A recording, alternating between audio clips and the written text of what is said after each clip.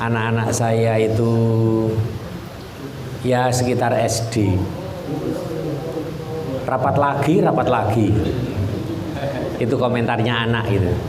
Rapat lagi. Kalau tidak kepentingan sekolah ya kepentingan Muhammadiyah itu. Nah, kesempatan ini dikumpulkan itu rasanya juga penting. Saya ini nggak bisanan. Ditelepon Pak Adi, Pak Sofa, Sabtu ngisi materi ya. Ini saya ingin mengumpulkan dai-dai dan juga beserta istri. Siap gitu. Terus Pak Taufik, Pak Sofa nanti hadir ya menjelang apa?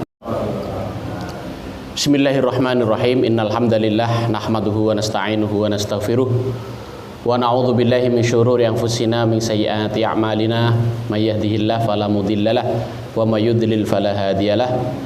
Asyhadu an la ilaha illallah wahdahu la syarikalah wa asyhadu anna Muhammadan abduhu wa rasuluhu la nabiyya ba'dah. Qala Allah Ta'ala fi kitabihil karim, a'udzu billahi minasyaitonir rajim. Bismillahirrahmanirrahim. Ya ayyuhalladzina amanu taqullaha haqqa tuqatih wa la tamutunna illa wa antum muslimun. Wa qala aidan ya ayyuhalladzina amanu taqullaha wal tanzur nafsum ma qaddamat lighad wattaqullaha innallaha khabirum bima ta'malun. Amma ba'du. Pada yang saya hormati Bapak-bapak pimpinan daerah Muhammadiyah Kabupaten Tuban, Pak Sofa, Pak Haji Naim, Pak Ihsan, Pak Damam dan Ustaz Rozak, ibu-ibu dari pimpinan daerah Aisyah Kabupaten Tuban, ada Bu Alif, Bu Indah, kemudian juga Bu Fatim, teman-teman majelis tabligh dan semua undangan yang hadir dalam kesempatan ini yang kami hormati pula. Alhamdulillah kita panjatkan puji syukur kepada Allah Subhanahu wa taala karena dengan karunia nikmatnya pada kesempatan malam hari ini kita bisa bersama-sama hadir memenuhi undangan dari Majelis Tabligh PDM Tuban untuk acara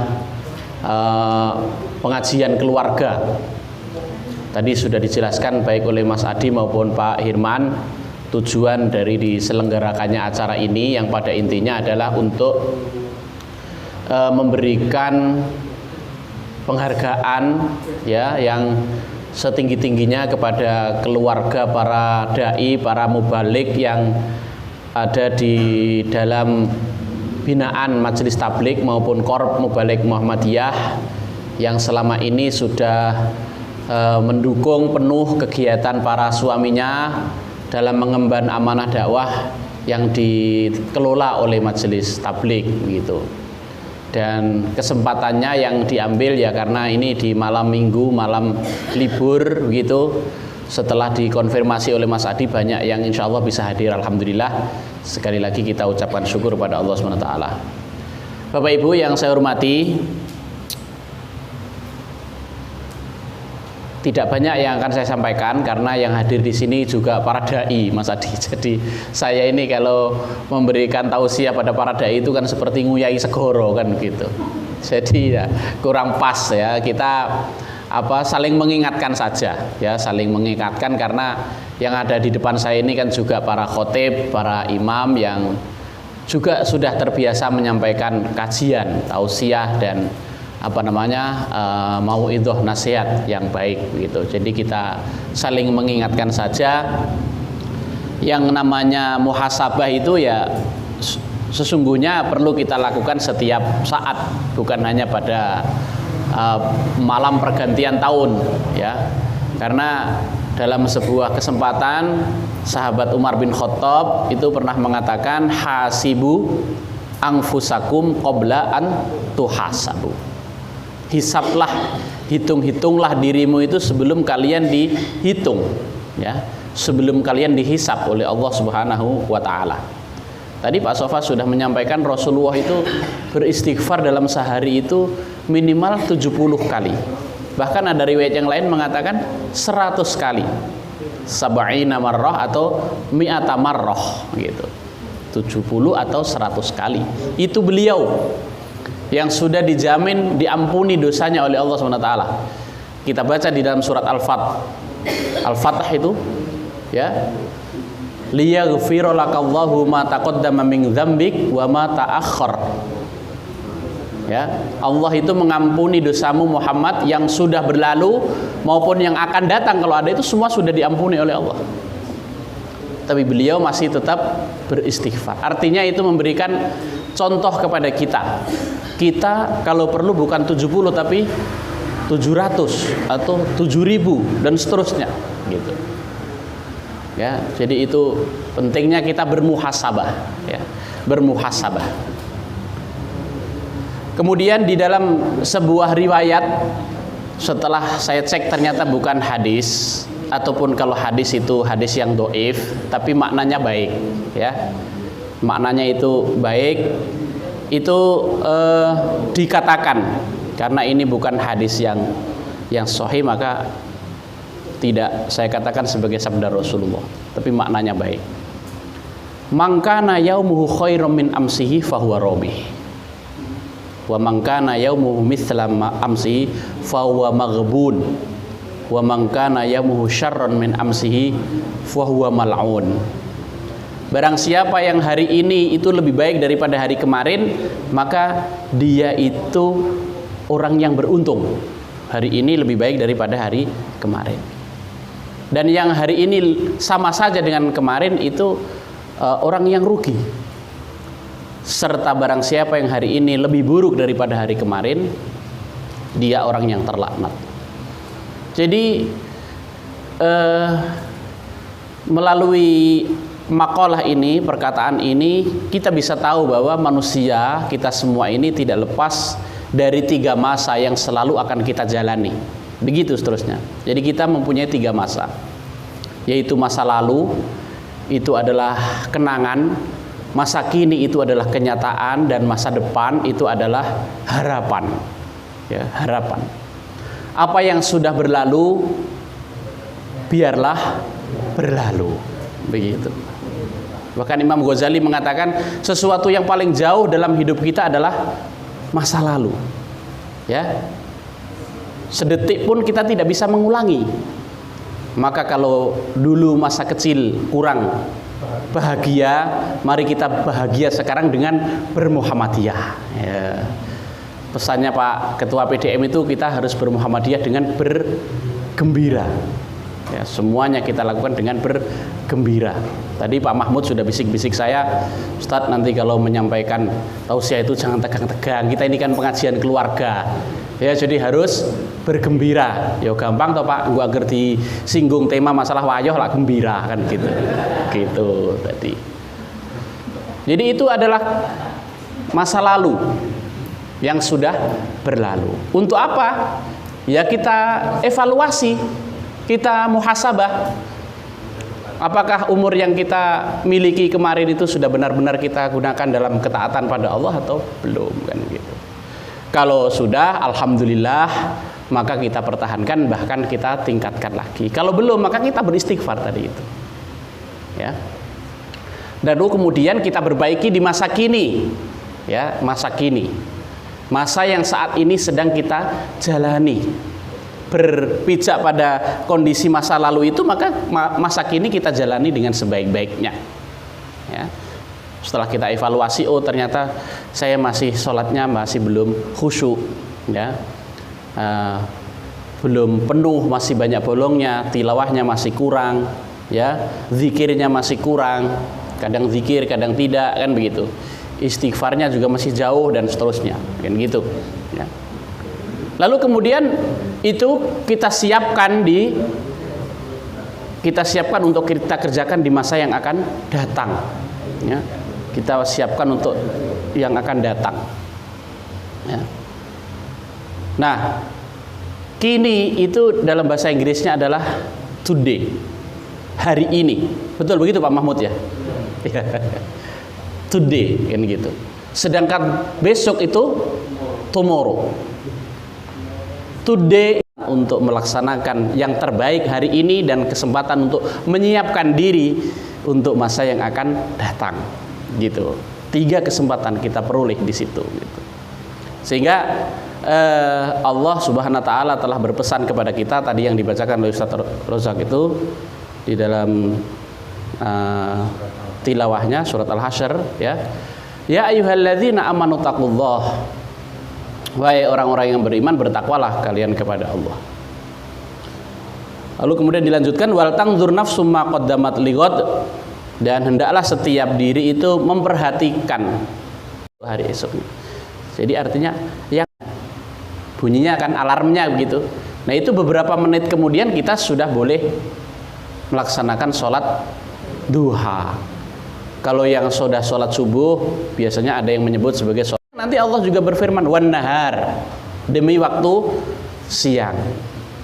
Lalu kemudian tanafas, ya, demi waktu subuh, ya. Kemudian nanti ketika matahari sudah terbit, itu Allah juga berfirman wasyamsi waduha, dirangkai karena itu tidak lama, ya, antara waktu matahari terbit dengan waktu yaktokah. Kalau kamu tidak mampu memotong waktu itu, kamu akan dipotong olehnya, gitu, ya. Tahu-tahu sudah dekat kita dengan kematian kita, ya. Makanya Allah berpesan wa'bud rabbaka hatta ya'tiyakal yaqin. Sembahlah Tuhanmu sampai tiba waktunya al-yaqin, al maut, yaitu kematian. Jadi jangan sampai kita kemudian terlena lalu tiba-tiba sudah tiba waktunya kita menghadap Allah Subhanahu wa taala. Nah, nanti di hari kiamat itu yang tadi lanjutannya tafsir Al-Ghad tadi itu, Bapak Ibu para jamaah, ketika semua kita itu sudah dihadapkan pada pengadilan Allah Subhanahu wa taala, maka disebutkan di dalam hadis riwayat Ibnu Hibban dan Tirmidzi, ya, kedua kaki seorang hamba tidaklah akan beranjak dari tempat hisabnya. Dari tempat hisabnya. Artinya dia masih berada di tempat tersebut pada hari kiamat hingga dia ditanya tentang 4 hal. Dihisab tentang 4 hal. Yang pertama adalah tentang umurnya. Untuk apa dia habiskan umurnya itu. Kemudian yang kedua, jasadnya juga ditanyakan untuk apa dia gunakan. Lalu yang ketiga, ilmunya apakah telah diamalkan. Dan yang keempat, tentang hartanya, dari mana ia memperolehnya dan dalam hal apa ia belanjakan. Hadis riwayat Ibnu Hibban dan Tirmidzi. Nah, karena itu kan harus kita ketahui dari sekarang. Nanti kita itu akan ditanya tentang itu semua dari kiamat itu, ya. Yang pertama yang akan dipertanggungjawabkan pada hari kiamat adalah umur kita, ya, umur kita. Jadi sejak kita menginjak usia balik itu dalam fikih disebut mukallaf. Sudah dibebani dengan hukum-hukum, ya. Ada wajib, sunnah, mukallaf. Itu terus sampai kemudian Allah memanggil kita. Lah itu semua nanti akan ditanyakan oleh Allah Subhanahu wa taala. Apakah umur kita itu sudah kita gunakan untuk taat kepadanya atau sebaliknya kita sia-siakan dengan hal-hal yang tidak diridhai olehnya, gitu. Ya. Kemudian yang kedua itu kita juga akan ditanya tentang jasad kita. Apakah seluruh anggota tubuh kita ini kita gunakan untuk berbuat ketaatan kepada Allah atau justru untuk bermaksiat kepadanya? Dan semua anggota tubuh kita itu nanti akan memberikan kesaksiannya di hadapan Allah. Tidak ada yang berdusta. Semuanya mengaku. Itu ditegaskan oleh Allah di dalam surat Yasin ayat yang ke-65. Al-yauma nakhtimu ala afwahihim wa tukallimuna aydihim wa tashhadu arjuluhum bima kanu yaksibun. Gitu. Pada hari ini kami Allah akan tutup mulut mereka. Ya. Mulut manusia yang pada hari biasa di dunia itu sering kali berdusta, kan begitu? Nanti pada hari kiamat itu ditutup oleh Allah. Karena mulut itu biasa berdusta, ya. Meskipun kadang-kadang jangan ada dusta di antara kita, tapi kenyataannya ya nggak begitu, ya. Kalau sudah kita di dunia itu banyak yang berdusta, kan begitu. Lalu kemudian tangan mereka akan berkata kepada kami, wa tukallimuna aydihim. Dan kemudian kaki mereka akan memberikan kesaksian terhadap apa yang dahulu mereka kerjakan. Itulah. Jadi seluruh jasad kita ini dimintai pertanggungjawaban oleh Allah Subhanahu wa taala. Karena kita sudah terlanjur menjadi manusia, maka seluruh amal perbuatan kita ini juga akan dihisab oleh Allah Subhanahu wa taala. Dan kita manusia ini makhluk yang mempunyai kehendak bebas. Di dalam surat Al-Kahfi, kalau tidak salah ayat ke-19, surat yang selalu kita baca di malam Jumat atau di hari Jumat, itu Allah menegaskan faman syaa'a falyu'min wa man syaa'a falyakfur. Barang siapa yang berkehendak silahkan dia mukmin, dan barang siapa yang berkehendak boleh dia menjadi kafir. Artinya manusia ini makhluk yang mempunyai kehendak bebas. Jadi kalau pada akhirnya ada yang masuk surga, ya karena rahmat Allah, karena dia mengikuti perintah-perintahnya. Tapi kalau ada yang masuk neraka bukan karena Allah bersifat zalim pada manusia, tapi tidak mau patuh pada ketentuannya. Gitu. Ya. Kemudian yang ketiga itu tentang ilmu, ya. Kita akan ditanya tentang ilmu kita. Apakah kita telah mempelajari bagian yang paling penting dalam hidup kita, yaitu ilmu agama? Apakah kita sudah mempelajari itu? Kalau sudah mempelajari, apakah kita sudah mengamalkan? Ilmu agama itu, Bapak Ibu, ilmu yang berkaitan dengan bagaimana kita beragama. Apakah kita sudah mempelajari akidah, ibadah, kemudian juga akhlak yang benar? Itu akidah sangat penting. Ya, apakah kita sudah mengenal sifat-sifat Allah? Ya. Kemudian bagaimana beriman kepada Rasulnya? Ya, hari akhir, termasuk juga beriman kepada takdir. Itu sangat penting. Karena tanpa adanya keimanan kepada takdir, maka kita akan lost hidup kita ini. Toharoh, apakah sudah kita pahami? Jangan-jangan wudhu kita tidak sempurna. Padahal Rasulullah menjanjikan nanti umatku di hari kiamat itu akan cemerlang wajah dan anggota tubuhnya, terutama tangannya. Rasulullah menyebutkan dengan istilah ghurran muhajjalin, akan cemerlang. Jadi di hari kiamat begitu umat Rasulullah itu, karena dulu wudhunya dilaksanakan dengan sempurna.